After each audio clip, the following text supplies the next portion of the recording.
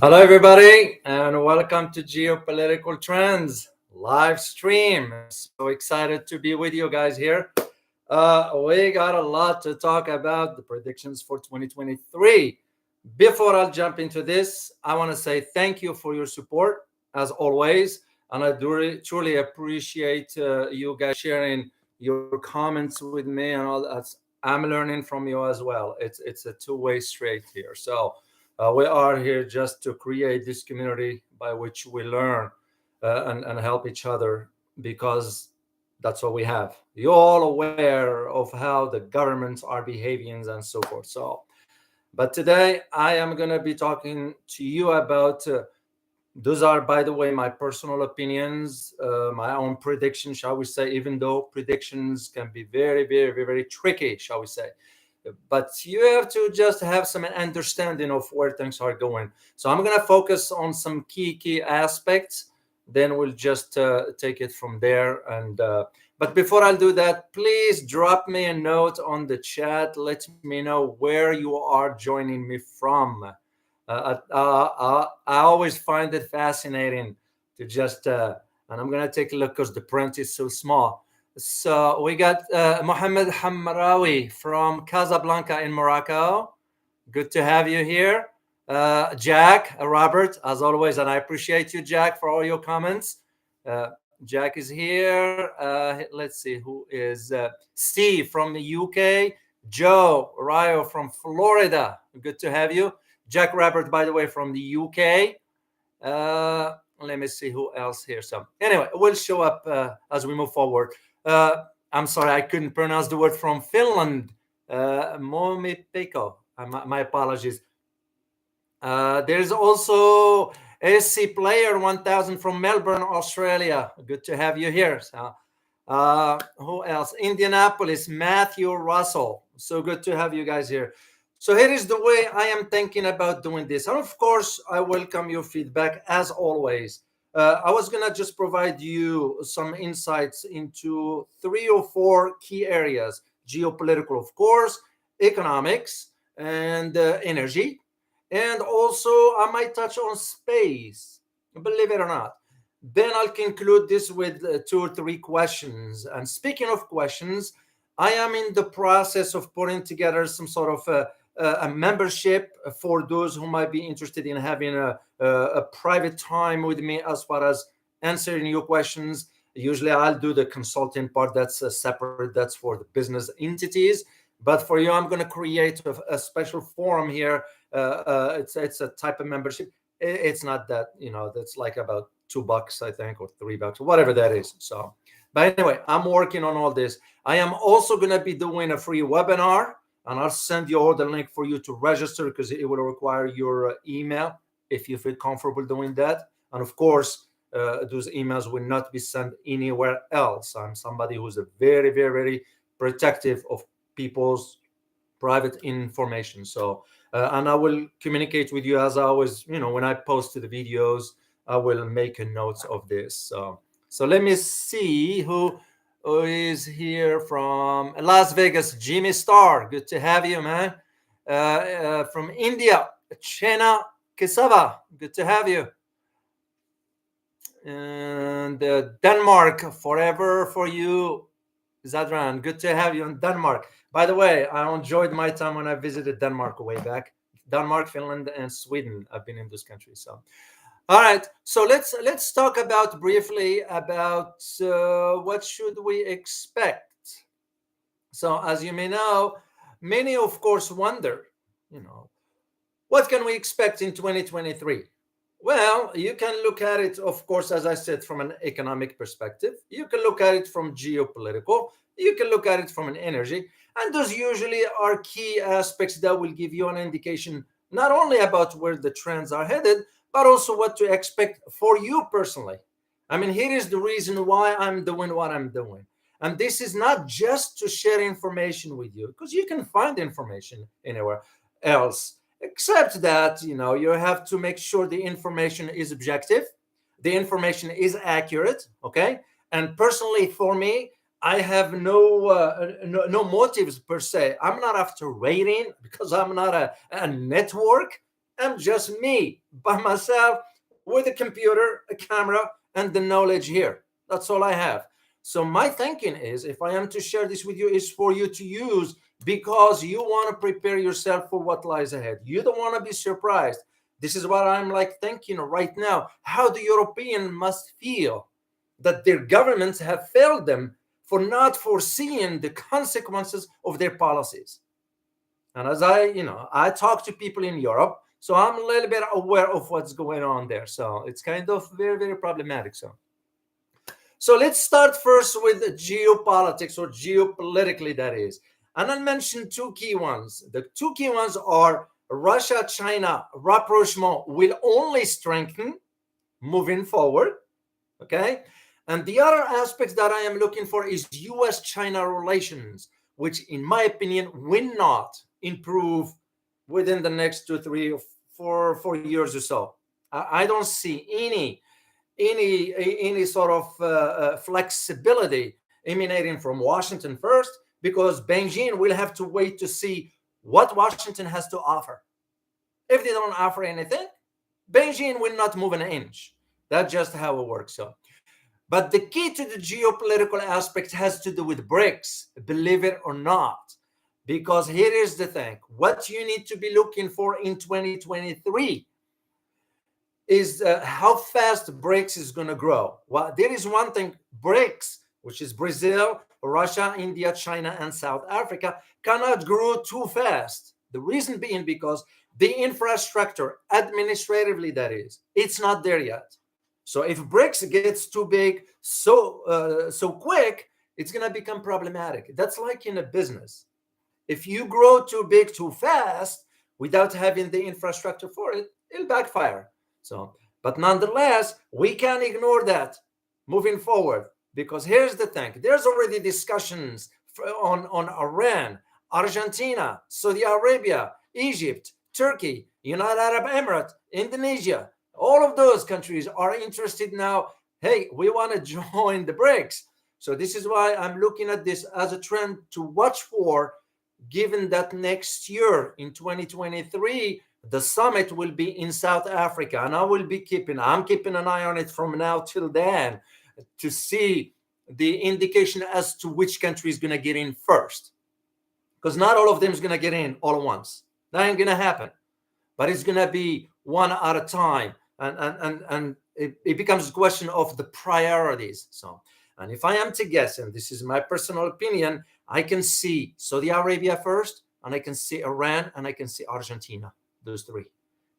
There's the possibility of United Arab Emirates, maybe not. But if they are the BRICS, they are to think about United Arab Emirates, you look at just China as a kind of deal with Qatar. So because the access, or the admission, or rather not the access, but the admission of countries from the Middle East, it will be mainly for energy security. It won't be for political clouds, because if you look at Saudi Arabia joining BRICS, you all know what the consequences will be for the dollar. It's no brainer. And I've already talked about this one before.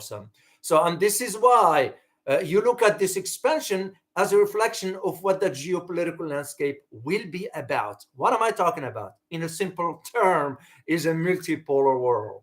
That's what I'm referring to. So the BRICS, that will be one of the things to really keep an eye on moving forward.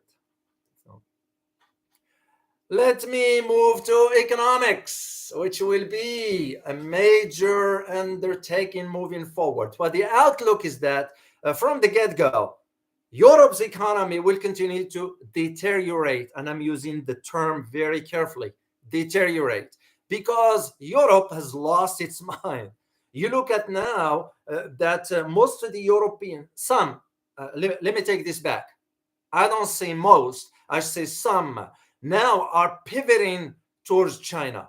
First, we looked at it with Olaf Scholz's visit, okay? Second, you look at it with a German BMW manufacturer shifting its operations to China. Then you look at with the visit of Emmanuel Macron to the United States, and it basically was, hey, either this or that. But what he meant by that is, Either you can get in, the United States can get in into negotiations with the Russians and solve the issue for us, or we're going to have to consider. And I think also Emmanuel Macron is being very manipulative. He is also looking at it from his own political angle, shall we say, because there's the upcoming elections. The far right in France is on his neck. So if he got a deal with China, which I won't be surprised at all, because as I always say, guys, when you think of the EU, the European Union, not as a Europe continent, who do you think about? Germany and France, of course. That's all. So I do see it that way. You look at also the United States, which, by the way, it's not the only area at risk of the recession in 2023, because it's a reality, despite what the politicians are saying. You look at, what's her name? Janet Yellen, the Secretary of Treasury, way back a few months ago, when she said that the inflation is transitory. It's nonsense. That's lying, basically. That's one. And second, she thinks that people are dumb. They can't understand the reality. When you go grocery shopping and you used to buy an item for, let's say, $10, and all of a sudden you find it for $20, well, it doesn't take genius. You might not know the term, but you know that the value of your dollar today is not worth what it was yesterday. So for her to say the inflation is transitory, it's a lie, basically. So what to expect is moving forward that in both the United States and Europe, they're going to have, we're already witnessing here in the US. I can't speak in Europe because I'm not in Europe, but I'm already getting the information from the locals living there on the ground. Last time I was in a conversation with someone from the UK. They explained that now they said they're running into an issue with energy, first of all, and now the prices of goods are going up. So the bottom line to all this is that recession is on the horizon, despite what you hear from other politicians and so forth. And by the way, the recession will not be limited only to the US and the UK. It's a global one. And I'm going to be touching about this as I move forward here. So the other aspects that I see as a result of this, and again, those are my own predictions, is the social breakdown or social chaos. I don't know if you are aware of what's going on right now in Netherlands. You look at the clash between civilians and law enforcement, and shame on those officers, because those officers, they have their families as well. For them to follow unlawful orders, shame on them. You also the images in Canada. You also the images in Netherlands. You also the images in Germany. It's kind of, and this is where I see it going. I see it moving forward into that social chaos that will start in Europe first before we see it for us here in the US. And when I say Europe, I'm referring to UK, okay? I'm referring to Germany, and I'm referring to France. Italy to a degree. The reason being because the current administration of Giorgia Meloni is kind of walking a fine line as to European policy per se, but also the interest of Italians. This is why Giorgia Meloni lashed out at Emmanuel Macron regarding the immigration. She didn't care, and rightly so, because you have to think about the welfare of your citizens first. So speaking of the economic outlook, I also keep an eye on what's going on with ASEAN. It's very interesting to know as to how 2023 will shape up the economic outlook for ASEAN. Well, in my opinion, and again, this is my personal, if I am wrong, then of course I'm wrong. It's me.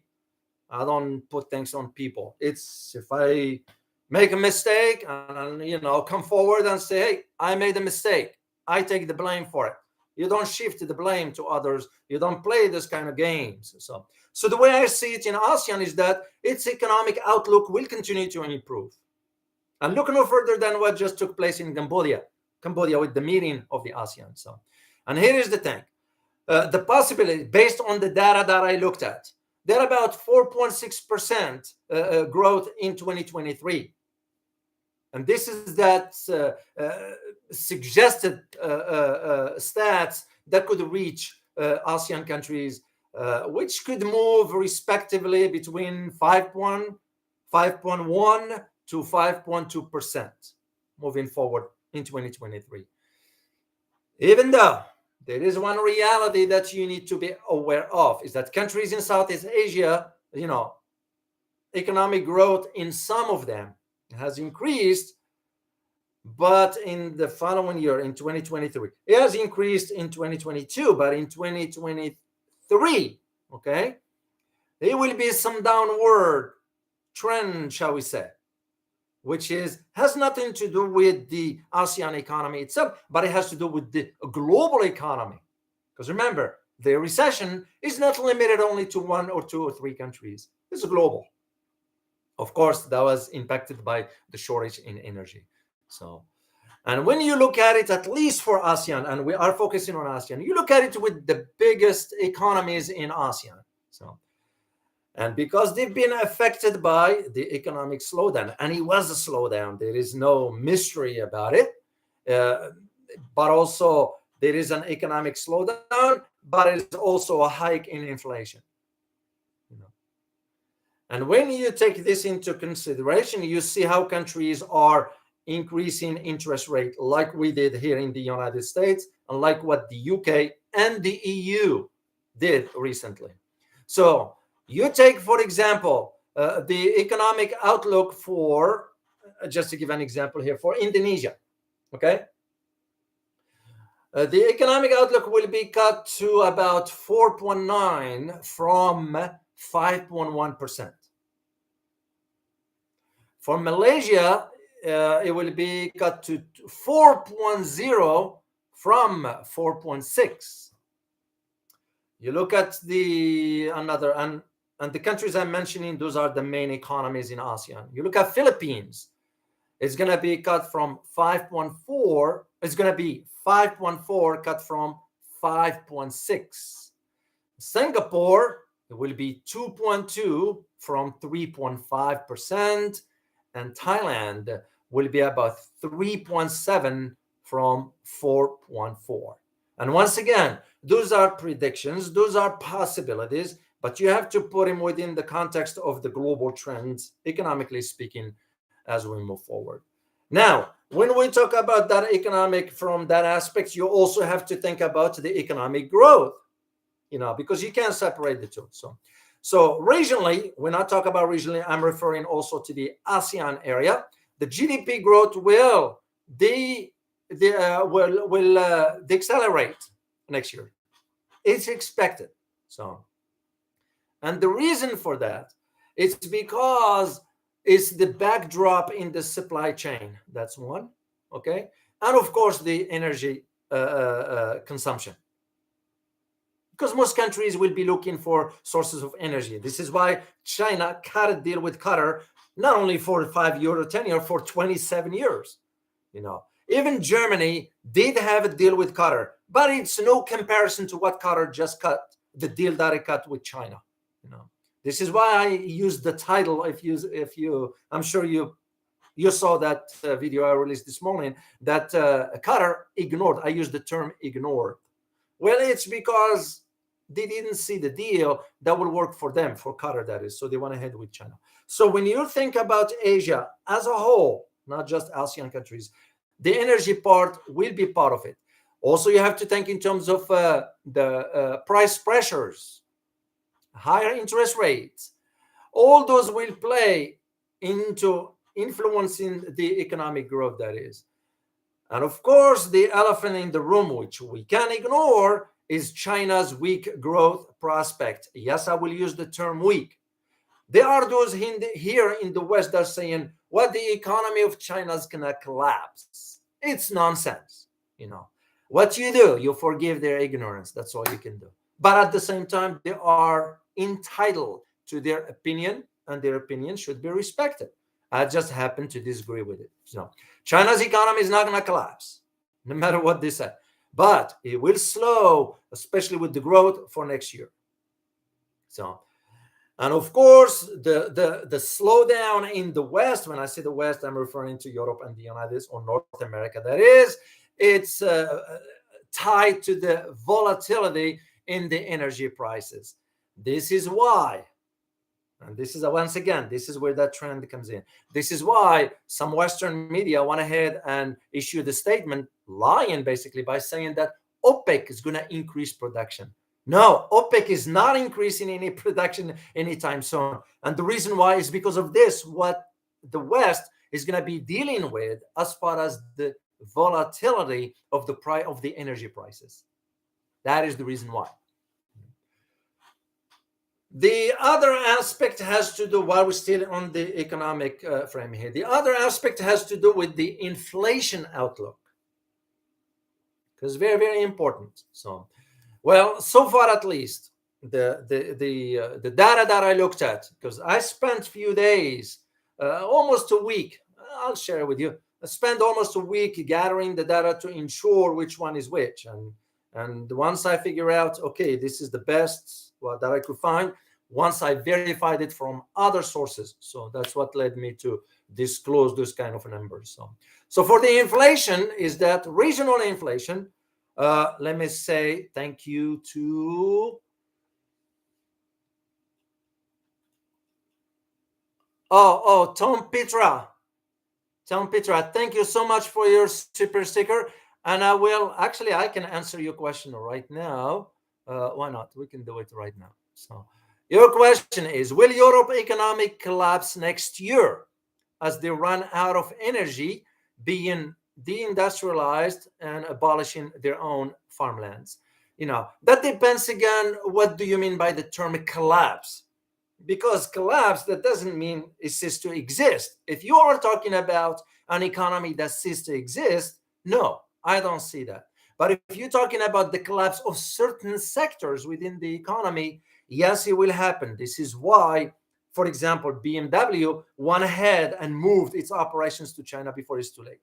Because the energy crisis in Europe ain't going to be solved next month or 2 or 3.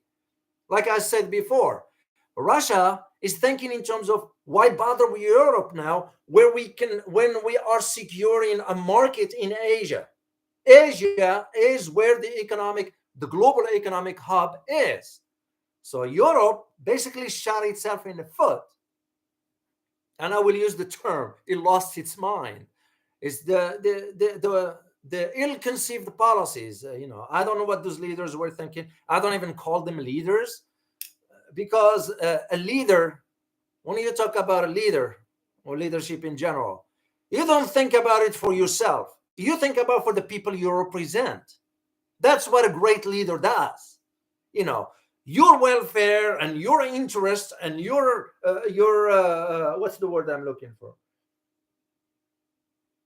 Your political career, and your just trying to think about your geez, I draw a blank on the word. Your legacy. It's not about that. It's about the people you serve. And this is why I always say, and I'm sure you heard me guys saying this, there is a deficiency in leadership in the West. There are no leaders out there. There are none. I don't see anybody qualified to lead. And again, that's my personal opinion. So the short answer to your question is, no, it's not a complete collapse. But apparently the companies in Europe will suffer because of the shortage of the energy. And once again, thank you for your super sticker. Let me get back to where I was talking here, inflation. And one thing you need to think about it here is the idea, while we're still talking about ASEAN here, guys, because you think about it, in September, the inflation in the region, ASEAN region, in September, which was only 2 months ago, was about 6.2%. That was September, October, And the thing is, with faster price increase, you can just see, this is why you see, for example, this inflation was recorded in Laos, the Philippines, Vietnam, and even Thailand and Indonesia. Even though In Thailand and Indonesia, they recorded a slower rise in prices in comparison to other countries.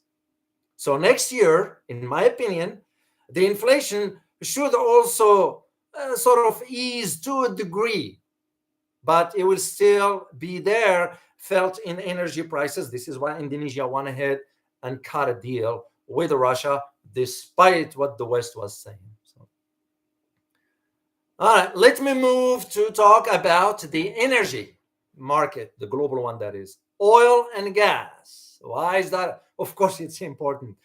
Without oil and gas, without access to oil and gas, you can see where economies are, Europe being the case. So, 2023. So, what could we expect? Of course, you would expect the need for further investments into the energy sector. But as a whole, energy and gas, because you all know the record profit that energy companies, I do believe, if I'm not mistaken, Exxon here in the US made about $9 billion profit due to the crisis in Ukraine because of the shortage of energy. So you can't just tie, this is why things don't happen randomly when it comes down to geopolitics. There is no such thing as a random.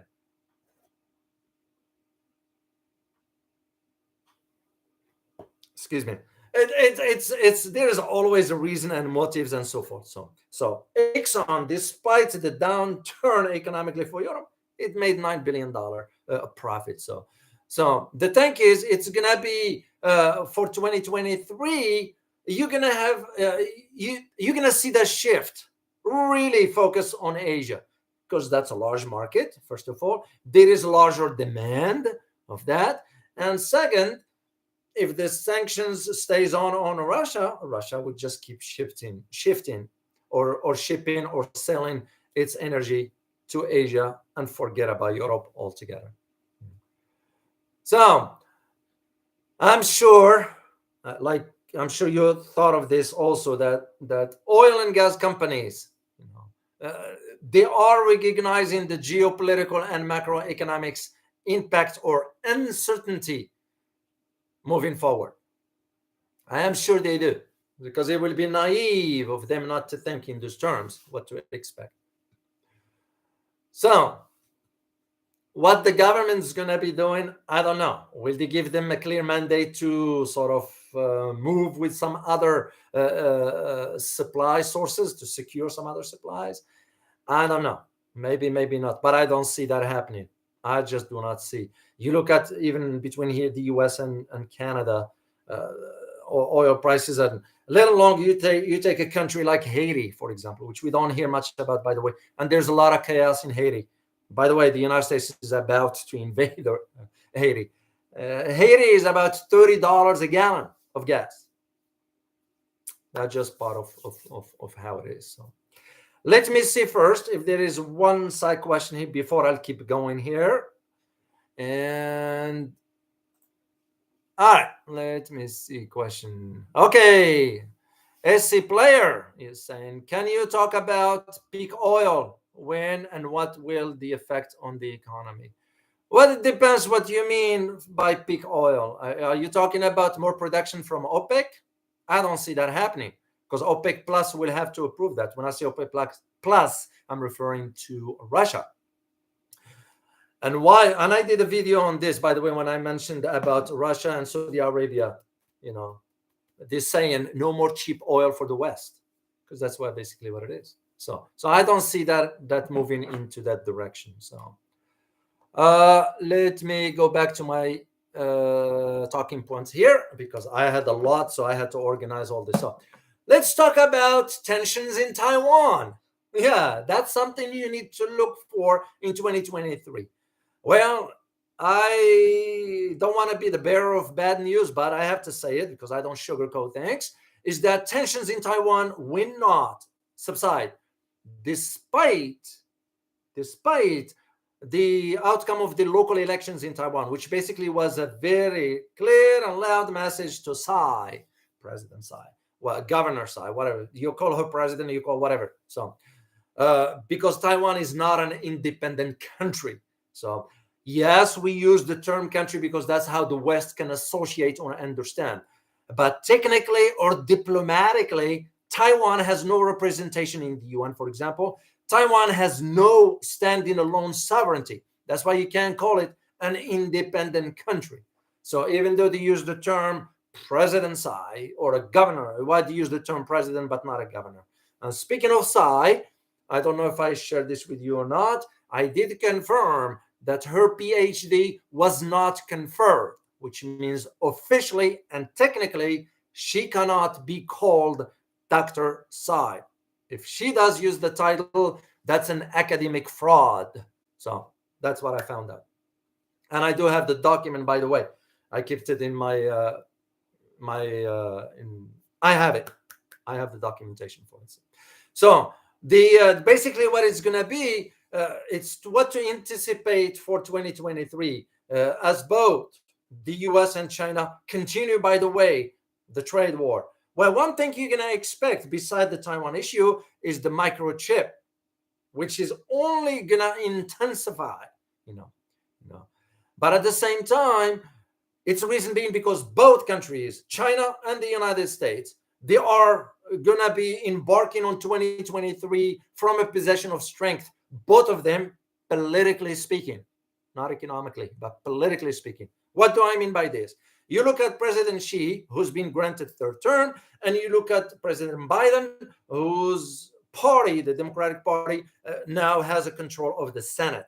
Well, the reason why is that important? Because it's the Senate that ratify the treaties with other countries. So you can just see why that will be both president or both countries coming from a political strength that way. So, but the tensions will remain there when you consider what I talked about last time regarding the 2022 National Security Strategy, which was released just last month or in October, and I did talk about it. So, which basically for that one, in which the president highlighted the idea of U.S.-led regional framework to support the Asian Pacific strategies. Funny enough is that even Canada now is going to be allocating about $1.7 billion towards Asian Pacific strategies. What's wrong with those people? You look at the economy in Canada, how it is. And by the way, housing prices in Canada are to the roof. People cannot afford to buy houses in Canada anymore. So the policies that the Prime Minister Trudeau is embarking on are not serving the Canadian people at all, of all denominations, none. And yet they are allocating 1.7 billion towards Asian Pacific strategies and so forth. So, well, that was exactly what it was in the US 2022 National Security Strategy. And one of them has to do with the strategies of, like, for example, AUKUS, the Australia, UK, and US, which, by the way, the AUKUS and Quads and all that, they are irrelevant. You won't see anything in 2023. That was just some sort of a window dressing to show or highlight to the rest of the world how united the West is and all. But all that, it's nonsense. It's nonsense because you look at, for example, the economies of Australia and UK. Are they in a position to just embark on a military stuff while the economy is going down? No. And there are some of you from Australia here. I'm sure you can testify to that truth, how the economy is doing on the ground. Their mainstream media is not going to report the truth. This is what has become problematic in the West. It's almost like nobody wants to hear the truth anymore. And if you speak the truth, you become labeled as the enemy. Since when, in so-called democracy, we have become this way? I just don't get it. I really don't get it. But anyway, the Quad, and now there's a talk. What you will expect in 2023 is what we call Quad Plus. What do I mean by this? You look at South Korea and Vietnam and New Zealand, sort of be becoming involved. They are not members, but becoming involved in some meetings or whatever you want to call it. Same thing. Why will Vietnam embark on something like this? Why will South Korea embark on something like this? New Zealand, I can understand because New Zealand cannot stand on anything on its own. New Zealand and Australia and Canada, to a degree, are doing what they are being told to do. It's no secret. And when you look at the Five Eyes, you all know familiar with the intelligence apparatus of the Five Eyes. That's self-explanation right there. Now, there is one thing you need to look for in 2023 also in the East. And this one has to do with Singapore. Singapore and China agreed to resume military exercises. You'll see what's coming, right? That's one of the trends you're going to have to be looking for in 2023. To what extent Singapore is going to even strengthen the ties with China. Because in both, during the ASEAN meeting and during the G20 summit meeting, it was clear to everybody that Asian nations, countries in Asia, wants to remain neutral regarding the tensions between the US and China. That's the bottom line to that. Of course, we can't talk about 2023 without talking about Africa. Africa, if Africa only realized the potentials it has human capital and it has natural resources. But there is one problem in Africa that they need to get rid themselves of is corruption. Yes, it's very, very bad. So, and only Africans can deal with that. So, here is my prediction for how I see things moving forward in Africa. Well, in Africa, I do believe they're gonna try to avoid any economic downturn moving forward. Why? It's because when you look at their potential growth of 3.2%, but the 3.2% is not referencing the entire or a reflection of the entire continent. No. It's only in the sub-Saharan part of it. So Africa's outlook for 2023 essentially will shape the economic, the political, and the geopolitical landscape in the region moving forward. And the way to look at it, and I'm going to give you 3 examples or 2. You look at Ghana, okay? Why is that important? Because Ghana already announced, and I did mention this in one of the previous videos, Ghana already stated that they will be now accepting gold or dealing with gold when it comes down to energy transactions. That's a hint right there for you moving forward. This is why certain countries are hoarding gold for a reason. The second one has to do with France. France is losing Africa fast than it can anticipate. And what does it mean?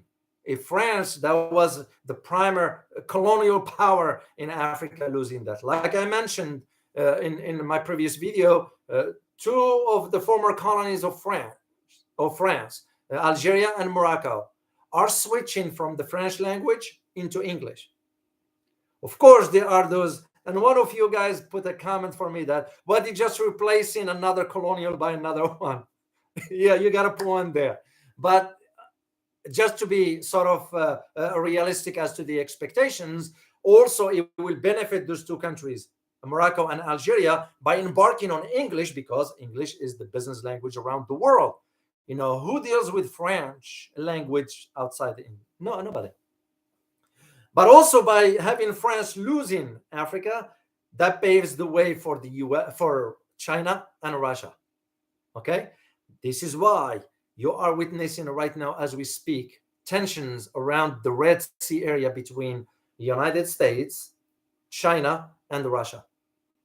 Even in Djibouti, and I was in Djibouti and I saw with my own eyes, the presence of the Chinese there.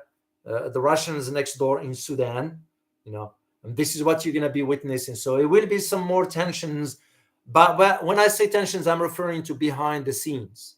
Those will be either some block ops, something like, that's just the possibility of this one. So, but you have to take this in within the context of the wealth of Africa. While Africa's wealth is controlled by 3 countries, believe it or not. So, South Africa with about $651 billion. You have Egypt with about $307 billion. And you have Nigeria with about $228 billion. When you combine this in total, you'll get about $1.1 trillion, which basically it translates to about 56% of Africa's total wealth of $2.1 trillion. That's and by the way, this one is different from GDP because they have the 2 different data points or reference points by which they measure the wealth. So, and I'm not going to be talking about all that in details here. So, it's just to highlight to you where things are headed moving forward, and this so far where I see things moving forward as far as predictions. So, let me get on the chat room here to see if you have any questions. I'll answer it for you before I take off to go play around the golf because it's sunny today, and I don't like to stay in front of a computer too long either. All right. Let's see who is. I'm going to go to the top, all the way to the top from the beginning. This way I can see. And the writing is so. Prison Memoir. Good to have you here from Ohio. The River from England. Ravi from Toronto, Canada. Who else do we have here? Ronnie Yao from Malaysia in Hong Kong. Oh, Malaysian in Hong Kong. Hi, Ira. You have Ira from Iran. Speaking of Iran, I'm glad you're here because it reminds me. Regarding Iran, there are those who say 2023 will see some sort of an agreement between Iran and the West regarding JCPOA, Joint Comprehensive Plan of Action. No, ain't gonna happen. It will not happen. I argued this the moment the U.S. withdrew from it. I wrote a book about Iran. It's called Volatile State, Iran in the Nuclear Age. And I detailed this particular aspect.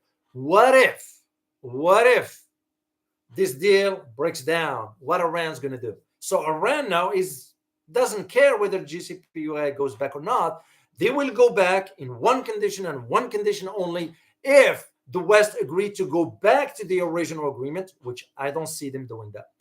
There was also another aspect of it, that could Europe reach to Iran to get gas, because Iran has a massive amount of gas, natural gas in it. I don't see them doing that because Europe has no say. Europe does not have a standalone foreign policy. They won't be able to anyway. So that's why I say Iran's gonna move forward. And once they are admitted into the BRICS, sky is the limit. So that's how I see it. So, Dark Angel from Singapore, good to have you here. Let me see again. If you have a question, I'll be happy. Tulsi Gabbard, yeah, she is a good leader. She is straightforward. She's an honest, a former military. I'm very familiar with her. Yes, she will be a good leader. But you're all hearing how she's being treated by the mainstream media because they don't want to hear that. Well, that's the truth. That becomes on us, American people, to push forward with somebody like that. Because the system is, I don't shy away from saying it, is corrupted to the core. It is corrupted to the core.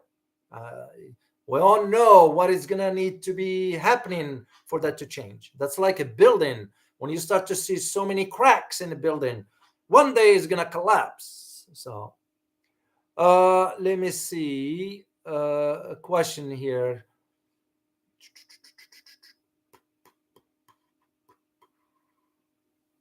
William Lee, thanks for being here. All right, here's a question from Joe Rayo. Question: U.S., NATO, and Australia will continue militarizing the Indo-Pacific. At what point will Asia countries form a military alliance, say with BRICS, or they will let neo-colonial powers to control? Great question. Now, I don't see them forming an alliance. And first of all, the BRICS will not be able to move into the military alliance. It won't.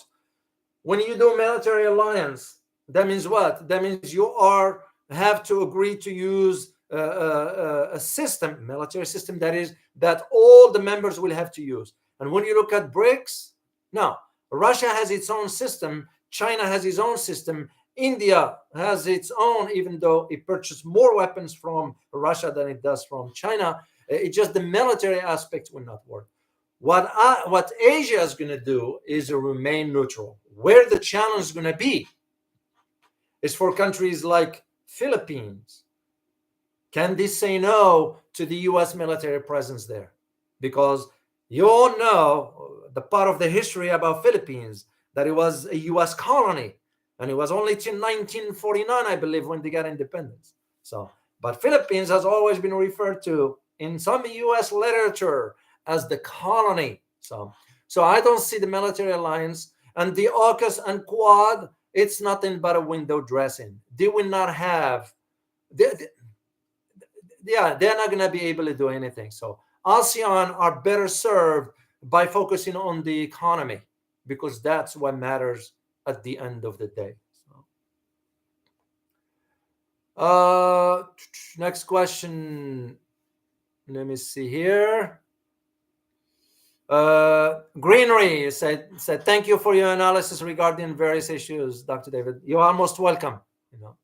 You are most welcome. So this is, I'm just going to conclude this one here, guys, by a final thought. It's just pay close attention to where you see things moving forward, even between now and the end of the year.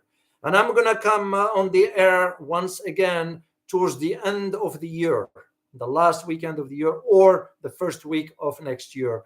And of course, we'll address a few things by then that we will see some trends as to where things are headed. In the meantime, I'm going to be working on the webinar for you guys. And I'm also going to work on that membership, because I've been thinking about doing one session just for the members. Well, I only answer questions. I'm not going to be talking about anything except to answer the most pressing questions you may have, and of course to the best of my abilities, and I'll share that with you. Well, as always, I can't thank you enough for your support. It means a lot, and it truly means a lot to me. And you know me by now, I'm not somebody who sugarcoat things. When I say thank you, I do mean it from the depth of my heart. I don't sugarcoat things. I don't need to, because to me, there's no need for that kind of stuff. You just be straightforward with people. So I look forward to seeing you next time. And as always, remember, geopolitics impact your daily life in more ways than one. Till next time, guys. Bye-bye.